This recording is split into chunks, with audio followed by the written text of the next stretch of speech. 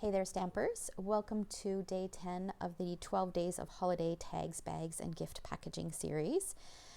My name is Sherry Roth. I'm a Stampin' Up! Demonstrator from Alberta, Canada. And today we are going to talk about repurposing things that you may have received, that you might receive over the holidays, and just get you thinking about different ways to repurpose, reuse, recycle things and put them to use in a way that can be used over and over and over. Okay, so I have this pile of, it just looks like boxes and bags, to share with you just some ideas.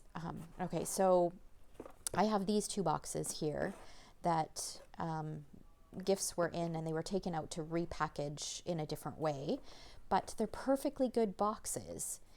And so I didn't want to throw them away or recycle them because I knew that I could repurpose them. I could make them pretty, and I'm going to share a couple ideas afterwards on how I did that. Make them pretty and make them so that they can be reused over and over and over. The other thing that I've been trying to do lately is shop local. So going to craft fairs and going to small boutique shops and stuff like that, and trying to get a lot of the gifts that I have to buy from those kinds of shops. I mean, sometimes it's a little bit difficult, but if I can, I will. So, and I noticed that a lot of people are using paper bags now, which is fabulous. And oftentimes they'll come blank, so they won't have anything on them, but sometimes they've been stamped or they're printed with something. So I'm going to share an idea on how you can repurpose these bags as well. Okay, but we are going to start with a crafty project, and then I'll share kind of the ideas that I have towards the end. But I just want this video is intended to help you look at things in a different way. So maybe a gift that you receive over the holidays comes in just a plain box, but it's a good sturdy box that can be used over and over, that you could maybe beautify with some of the stuff that you have in your craft room. All right, so I'm going to take this box, and this box is actually big enough for a card. So I'm just going to grab a card that's sitting on my desk. So a card will fit in this box. So if you've got a card that is dimensional, then it would fit in a box like this. This, I believe, had a passport holder in it, and the only markings on it is just this little wanderings, which is actually quite nice. And you wouldn't even have to cover this. You could just put some pretty ribbon around it and add a tag, but we're going to cover that over and decorate the box. Now, I know that not everybody's going to have a box this size, so just consider the idea. You can take the idea that I share and put it on a card, or maybe you want to make a box, so you could make your own box, or maybe you just want to increase the scale. You've got a box in a different size and you want to increase the scale. You can, of course, do that as well. Okay, so I am using the Tidings of Christmas DSP today. And now let me give you the measurements of this box. This box is about, let's see here, 4 3/4 by 5 3/4. So that gives you an idea of the size. I've got a piece of this striped pattern, and this measures 2 3/4 by, I should have written down the dimensions, 5 1/4.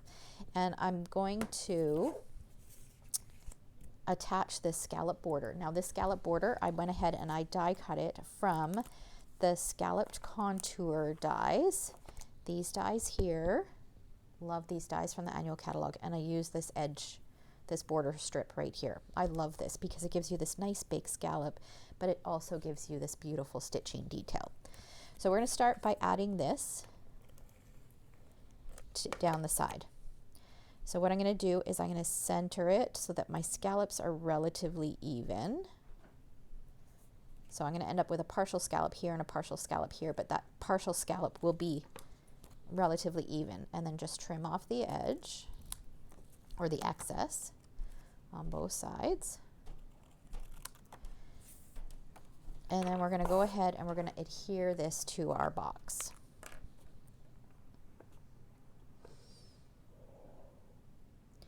So, and when I do these kinds of things, I kind of keep in mind I want people to be able to reuse them, because if we're going to make something pretty, we don't want it to be tossed in the garbage afterwards.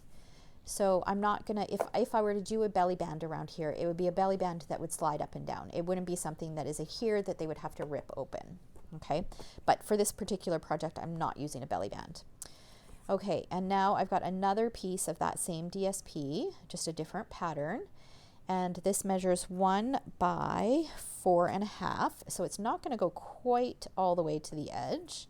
We're gonna go ahead and adhere that.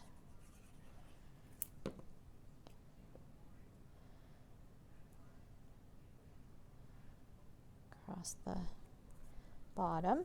And now some of the other things that I've gone ahead and I've done is I've die cut some circles.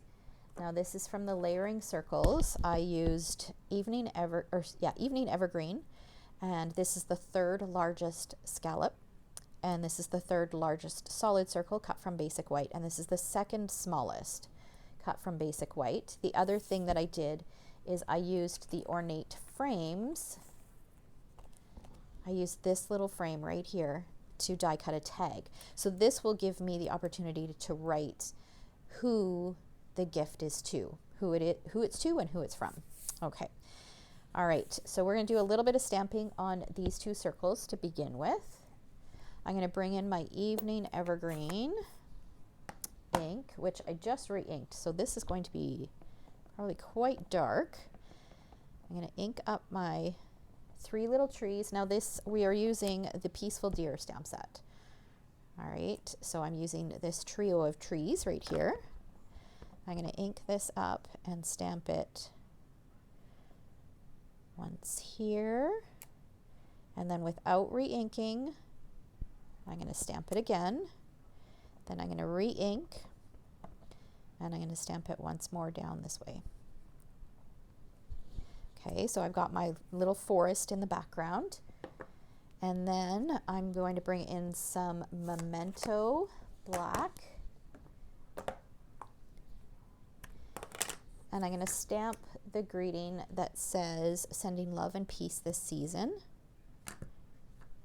and that's going to go on this smaller circle.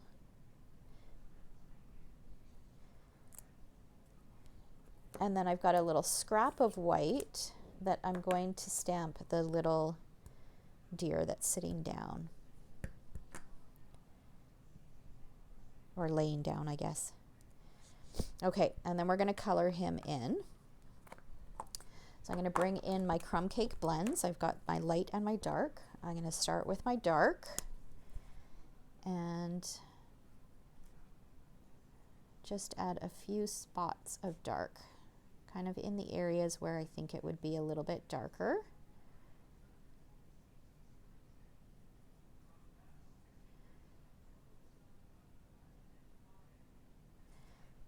And then I fill the rest of it in using the light crumb cake.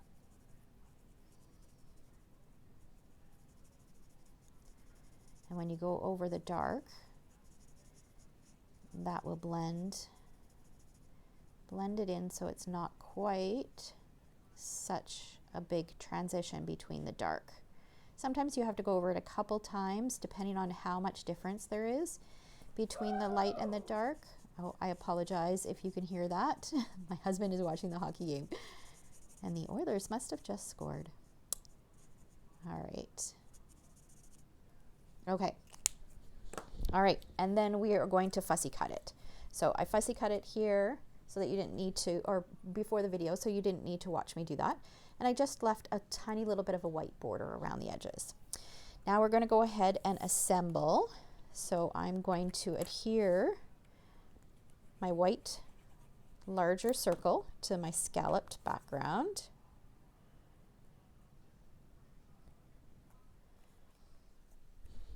And then we're going to use some dimensionals to pop this up. I think I can put that away for now. Dimensionals, here we go. So I'll use 3 of these, pop this up onto my box front. So again, you could do this exact same pattern. You might just have to adjust the sizes slightly to create a card.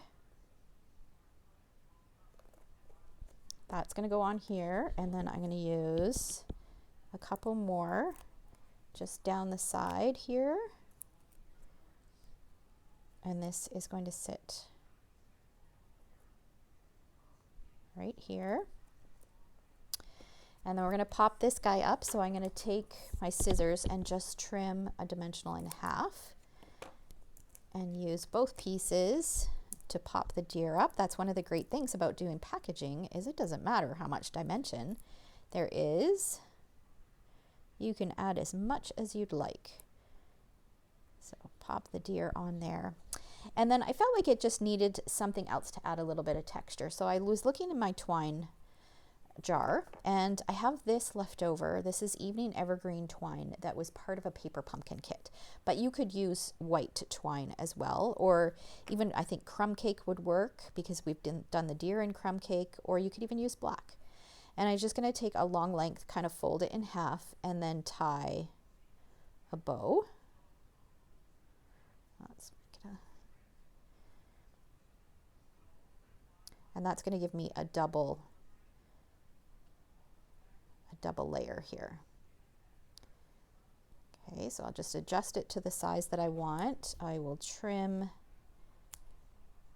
that little loop that's there. And then I'm going to stick this right here. Oh, I apologize again. My husband is a huge hockey fan. All right, so I'm going to just pop that right on there. You could also use a mini glue dot. And there we've got some beautiful gift packaging. So what I plan on doing is in this sample, let me open it for you. I've added some paper shred, and then I'm going to tuck a little gift card inside. So it's just a pretty way to present a gift card, but you can also, like I said, tuck a small little gift in there, or even add a card inside. Okay, so that is one of the ideas. And then let me share.